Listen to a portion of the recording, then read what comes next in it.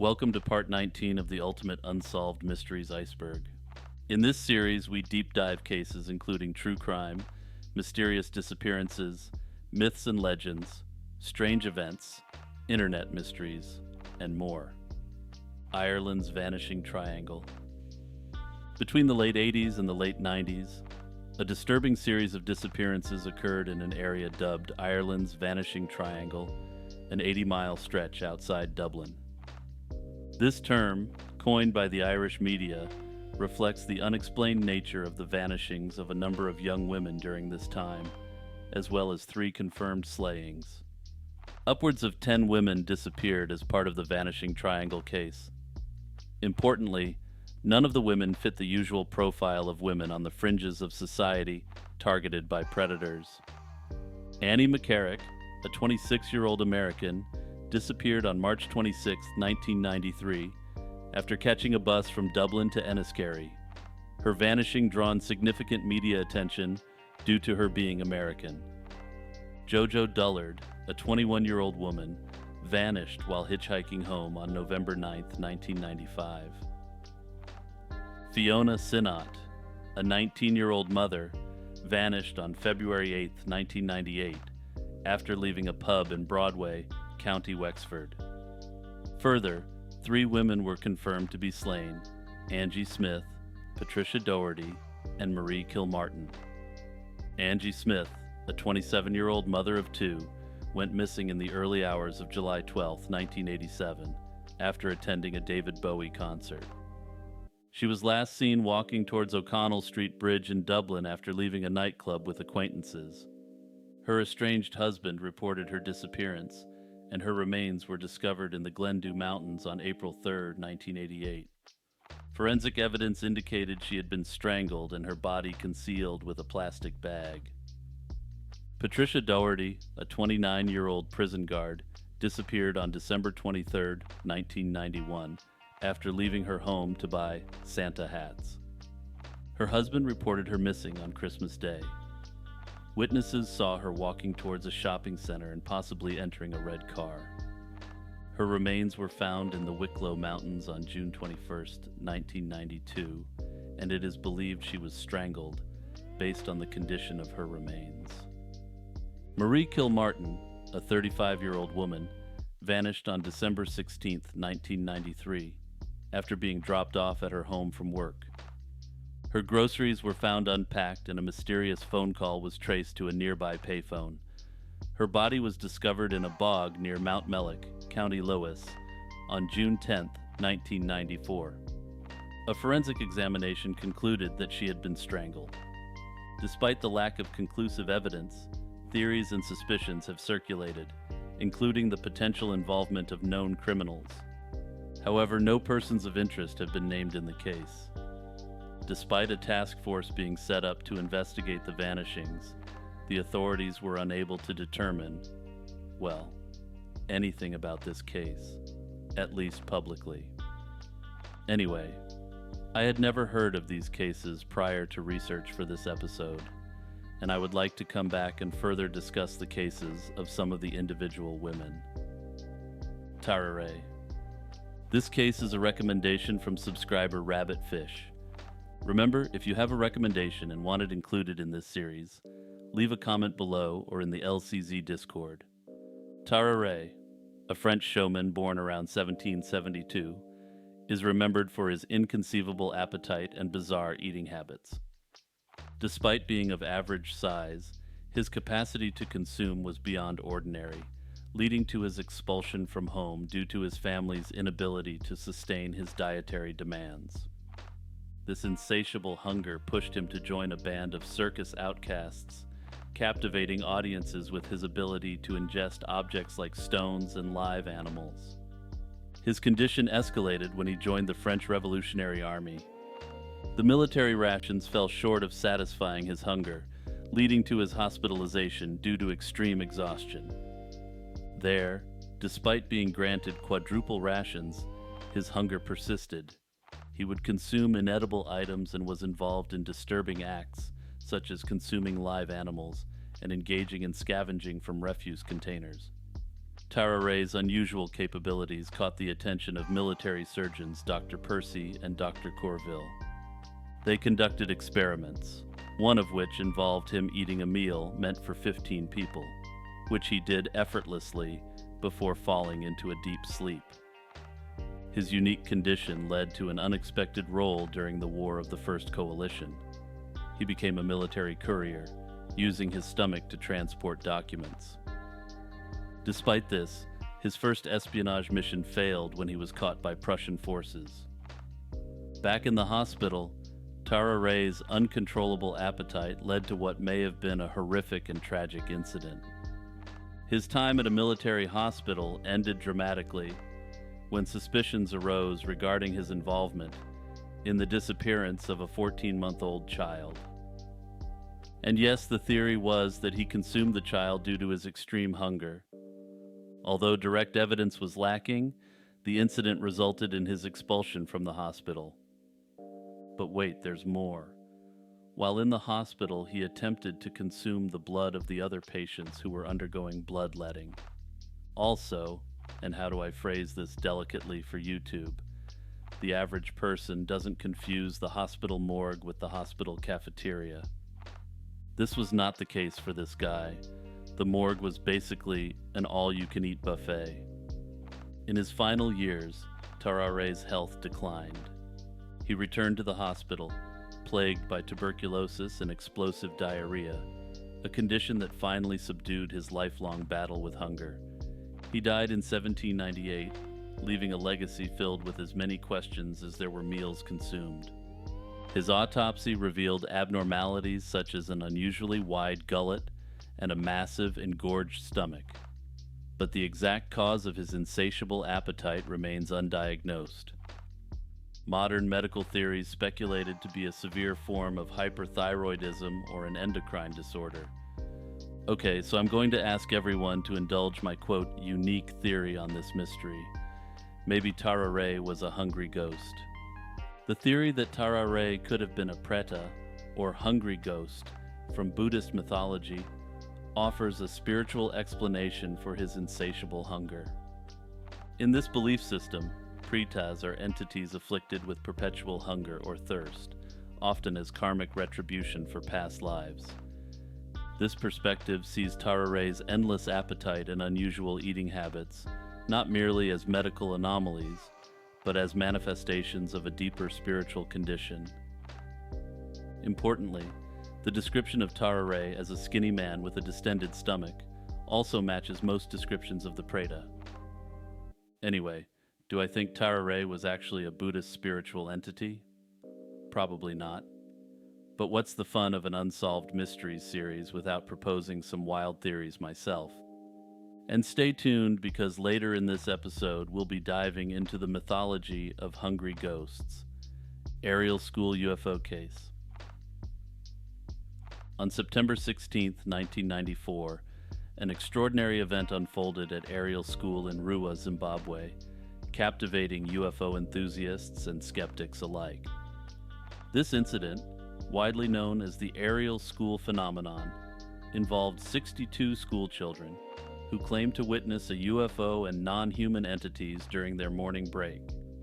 The children, aged between 6 and 12, reported seeing a silvery disc-shaped object land near their school playground, and some described encountering beings with atypical features.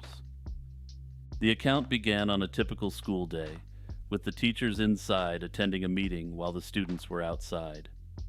According to the children's reports, they saw a craft land on a nearby hill and observed figures emerging from it. The event allegedly lasted up to 15 minutes. Initially met with skepticism from the faculty, the children's consistency and the detailed drawings they provided of the incident prompted further investigation. One of the most prominent figures to delve into the Ariel School case was Cynthia Hind, a well-known UFO researcher. After learning about the event, Hind visited the school and interviewed the children. She found their accounts credible, particularly considering their limited exposure to alien pop culture due to their rural backgrounds. Hind's investigations were later joined by Dr. John E. Mack, a professor of psychiatry at Harvard Medical School, known for his research into alien abductions. The children reportedly shared with Mac that the beings communicated with them telepathically, delivering messages about the importance of environmental protection. The implications of the Ariel School encounter continue to stir debate. Skeptics argue the sighting could be attributed to the re-entry of a rocket seen in the area days before, or suggest it was a case of mass hysteria. Critics also point out inconsistencies in the children's accounts, the influence of media, and the possibility of story cross-contamination during group interviews. Despite the skepticism, many of the children, now adults, have maintained their accounts of the encounter. However, some of them are adamant that there was nothing witnessed. The story has been examined in various documentaries and remains a significant event in UFO history due to the number of young, seemingly credible witnesses. The Ariel School incident could be a case of mass hysteria, a psychological phenomenon where a group experiences a collective delusion. In this context, the school children, influenced by a heightened state of excitement and the power of suggestion, might have shared a contagious psychological reaction, leading to similar hallucinations or beliefs without a physical basis. Mass hysteria often occurs in tight-knit groups and can be triggered by environmental stresses or significant events. The fact that the children's accounts have discrepancies and were influenced by group interviews suggests the possibility of suggestibility and collective influence. Additionally, the presence of UFO and alien stories in the media prior to the incident may have primed their perceptions. This theory is supported by the absence of physical evidence and the fact that not all children present witnessed the phenomenon. The disappearance of Lakeisha Nicole Archie. This one comes from subscriber Mani the God. Lakeisha is their aunt and reached out to get some more coverage on her case. Thanks for trusting me with this task, Mani. Lakeisha Archie was a hard-working, single 22-year-old woman living in Sydney, Ohio. She vanished on a Saturday evening in 2002 after visiting her mother's apartment on Park Street to borrow movies. After that night, Lakeisha was never seen or heard from again. In a 2021 interview with Lakeisha's mother, Elizabeth recounted her last interaction with her daughter. Elizabeth recalled how normal the interaction was. Lakeisha was just borrowing some movies and advised her mom she would talk to her the next day. Lakeisha didn't call the next day, which had Elizabeth concerned as that wasn't like Lakeisha.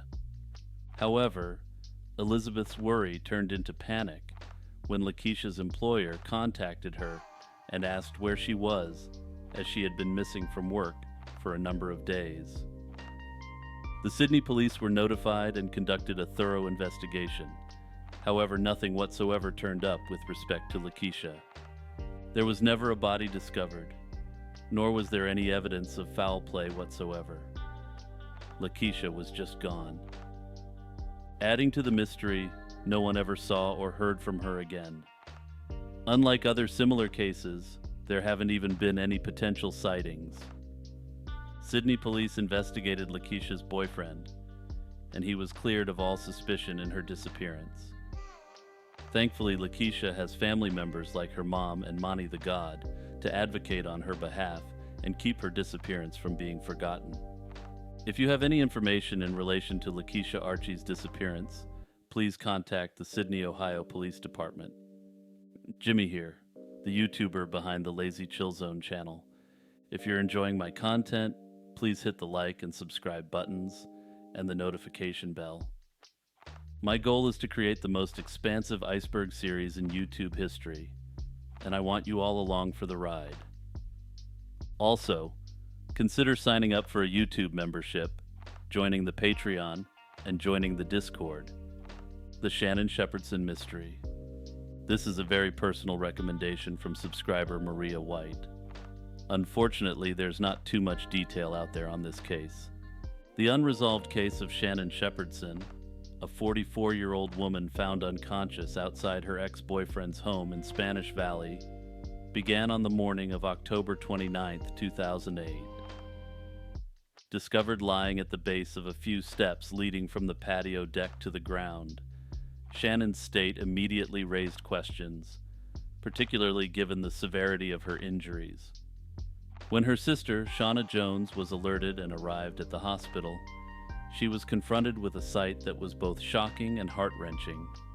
Shannon, with a severely swollen and bruised face and a leg broken in 2 places, was almost unrecognizable. The gravity and nature of the injuries seemed inconsistent with a mere fall from the steps, suggesting a darker undercurrent to the incident. In the days that followed, Shannon was hospitalized and remained in a coma. Despite the medical team's efforts, her condition showed no signs of improvement, leading her family to the agonizing decision to discontinue life support after 16 days. The autopsy findings later revealed that she died from multiple blunt force trauma to the head, further complicated by chronic alcoholism. Despite this peculiar autopsy finding, Shannon's death was ruled to be caused by chronic alcoholism. Her family has acknowledged that she did suffer from chronic alcoholism, but states that the multiple blunt force traumas to her head were not caused by her. While Shannon's boyfriend was named as a person of interest in the case, the lack of reporting on this case makes it difficult to tell what the results of this investigation were. However, no charges were ever brought against the boyfriend. The Western Australian Emergency of March 1944. In March 1944, during the final years of World War II, Western Australia faced a significant emergency, spurred by the detection of Japanese naval activities that suggested a potential threat to the region. This situation unfolded against the backdrop of the broader Pacific theater of the war, where Allied forces were on high alert for Japanese military movements. The Allied response in Western Australia was shaped by intelligence reports and strategic decisions made at the highest levels of military command, both locally and internationally. The genesis of the emergency can be traced back to Japanese naval redeployments. In February 1944, the Imperial Japanese Navy's main striking force, the Combined Fleet, moved its base slightly closer to Western Australia, alarming Allied commanders. This move was interpreted as a precursor to possible raids into the Indian Ocean and against Western Australian targets. In response, the Allies bolstered their naval and air forces in the region, reinforcing the British Eastern Fleet and increasing air unit numbers in strategic locations. The situation escalated when the USS Hado, a submarine stationed at Fremantle, detected unidentified Japanese ships, presumed to be large warships, near the Lombok Strait in Indonesia. This detection led to heightened concerns of an imminent attack on the Perth-Fremantle area, particularly as these movements coincided with a full moon. The Australian government, informed by the Chiefs of Staff Committee, began preparations to bolster local defenses in response to this perceived threat. Despite these preparations, the feared Japanese attack never materialized. It was later understood that the Japanese naval movements had other objectives, and Western Australia was never their target. However, the incident had already triggered a significant Allied military response. The region's defenses were fully manned, air patrols were increased, and naval units were redeployed to counter the anticipated Japanese force. Submarines and air squadrons were put on high alert, and strategic bases, including Fremantle's port, were prepared for potential combat scenarios. This caused substantial levels of fear and anxiety in the local populace, who believed that they were in imminent fear of Japanese invasion. However, in retrospect, by March 1944, Japan's navy was effectively on its last legs, with little ability remaining to project power, and likely not to Western Australia. That said, given the heightened sense of awareness, air raid sirens were set off multiple times in light of, quote, Japanese planes being seen. The event raises questions about the nature of the perceived threat and whether the response was proportionate or a result of mass hysteria. In the case of the Western Australian emergency, the fear of a Japanese attack, though based on military intelligence, may have been amplified by the existing wartime tensions. Further, it may also have been amplified by the reputation for brutality amongst the Japanese army. The Orang Pendek. The Orang Pendek, translating to short person in Indonesian, is a hominid cryptid purported to inhabit the remote forests of Sumatra, Indonesia. This creature has captured the imagination of everyone for over a century, with its existence being attested by indigenous tribes, Dutch colonists, and Western travelers alike. Standing between 2.5 and 4.5 feet tall, the creature is described as a bipedal primate covered in short fur. The Orang Pendek is said to roam the dense, mountainous rainforests that remain largely unexplored by modern science. This habitat, rich in biodiversity, presents an ideal environment for such an elusive creature to exist away from human encroachment. Eyewitness accounts describe the Orang Pendek as a bipedal ape, with a covering of short black or gray fur, and an appearance similar to the orangutans native to Sumatra. It is allegedly predominantly a herbivore, with a diet consisting of fruits.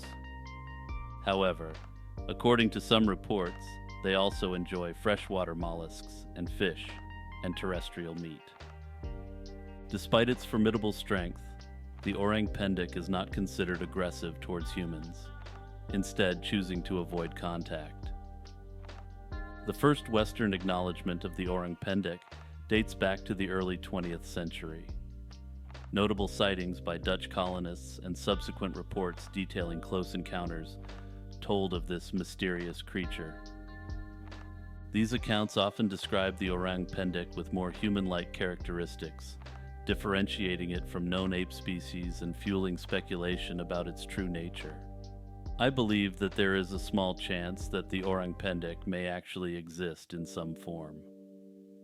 My hypothesis is that the Orang Pendek could represent an undiscovered pygmy orangutan species.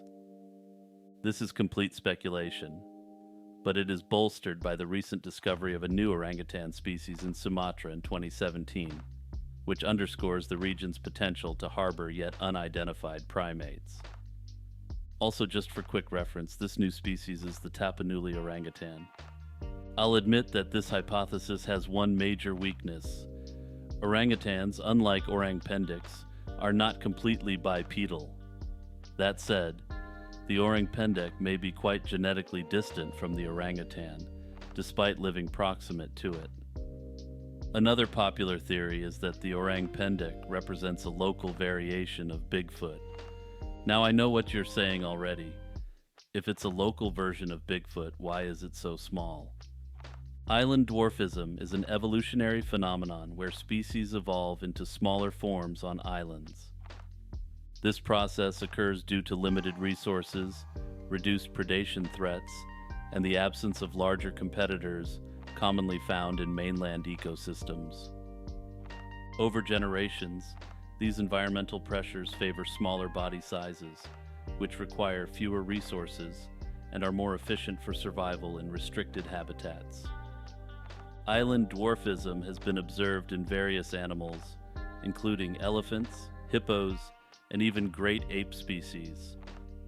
There are even examples on Sumatra specifically, where the Orang Pendek is said to reside. For example, the Sumatran tiger, while still large, is in essence a tiny tiger by a tiger standards, the Sword of Attila the Fun.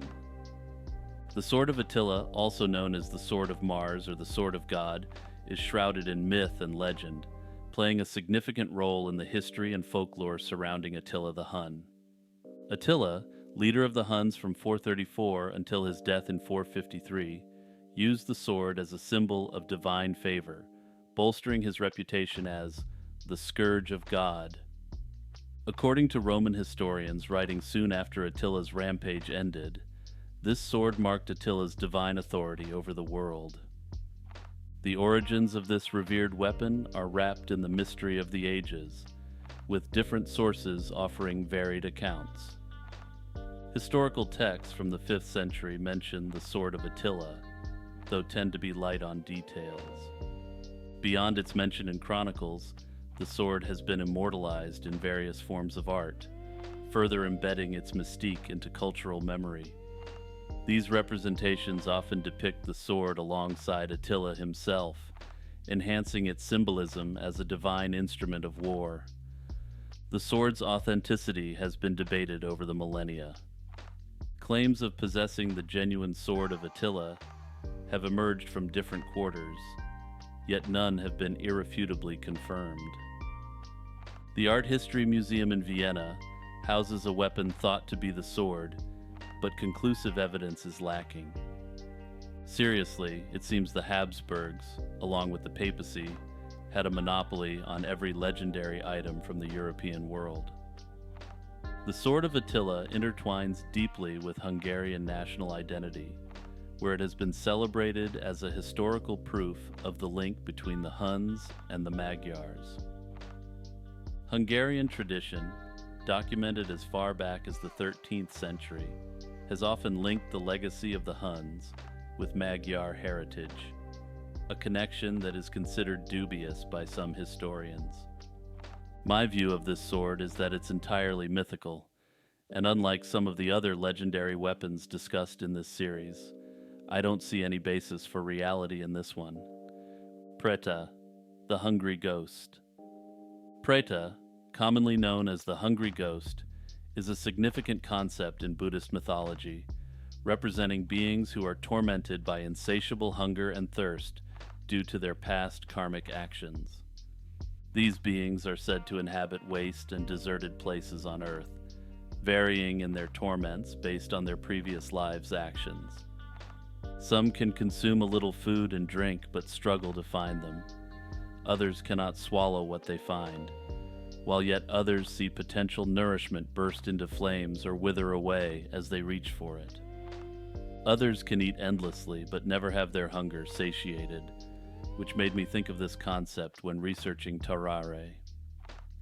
The mythology surrounding Preta serves as moral lessons on the consequences of greed, jealousy, and selfishness.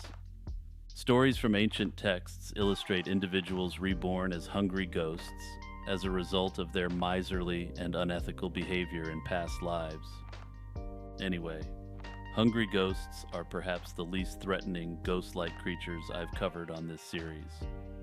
Even traditionally, they pose no apparent threat to humans, aside from the threat of being reborn as one of these creatures, the Yeren. The Yeren, often referred to as China's Bigfoot, is a cryptid believed to inhabit the remote, mountainous regions of China, particularly a remote district in Hubei province. This creature has been a part of Chinese folklore for millennia, with accounts dating back to ancient texts. The earliest representations of the Yeren may have come as early as approximately 340 BC, and it's likely that oral traditions existed prior to this. The Yeren is described as a large, bipedal creature covered in hair, with a physical appearance that combines features of both apes and humans. It is typically portrayed as walking upright and is said to be over 6 feet tall. Reports of hairy, human-like beings date back to ancient China, with notable mentions in works such as the Compendium of Materia Medica by Li Shichen in the 16th century AD. In rural Hubei, there were rumors that Yeren could be descendants of laborers who fled while building the Great Wall of China. Yes, you heard that correctly. The rural folk thought that ape men built the Great Wall of China. Following Mao taking control of China, interest in the Yeren was suppressed. China experienced a fervent crackdown on superstitious and spiritual beliefs, including the narratives surrounding mysterious ape men like the Yeren and Yeti. The government's campaign was rooted in the conviction that such superstitions detracted from productivity. For instance, fears of encountering these creatures could deter farmers from their fields. As a result, spreading these tales could lead to punishment. This environment led to a significant decline in scientific interest in these cryptids during this period. However, some Chinese cryptozoologists bravely continued their investigation into the Yeren, however under the guise of dismissing superstition. For instance, one cryptozoologist would interview people about their Yeren encounters to quote-unquote document and dispel superstition. Obviously, this was simply a cover to keep investigating the creatures, and there was no legitimate effort on the part of these cryptozoologists to suppress the creature. After Mao, people were once again allowed to express a wider range of beliefs without risking, quote, re-education or worse. Following the end of the Mao era, China witnessed a resurgence of interest in the Yeren. This period, often referred to as the Yeren Fever era, saw the diminishing of taboos against superstitions and a newfound openness to Western cryptozoological literature. The late 1970s and 1980s were characterized by numerous expeditions seeking evidence of the Yeren, notably in Hubei province. These ventures, involving a diverse array of participants from military personnel to local villagers, aimed to gather physical proof such as footprints and hair samples. In 1981, the China Wildman Research Society was established and played a pivotal role in efforts to prove its existence, even offering monetary rewards for conclusive evidence of the creature. Scientific opinions on the Yeren varied, with some researchers proposing it as a relict of Gigantopithecus or an undiscovered hominid species. Others extremely controversially suggested it might represent an unevolved form of modern humans. Personally, I find the Yeren so fascinating because it has legitimately been documented for over 2 millennia. That said, I'm still of the opinion that the most likely explanation for the Yeren is the misidentification of local fauna, such as bears, as ape creatures. Make sure to like, subscribe, and hit that notification bell. Also, check out the Patreon and the YouTube membership. Your support allows me to take on more difficult topics that risk demonetization. Remember to hit the playlist to see dozens of hours of Unsolved Mysteries content. Shout out to my patrons Noah Schubert, Kazakh Cutie, Kurt the Squirt, Monoxide Wendigo, and Jeffer Metcalf. Also, big shout out to YouTube members Jordan All and Syntax Nexus. Until next time, stay safe and healthy. Peace out, everyone.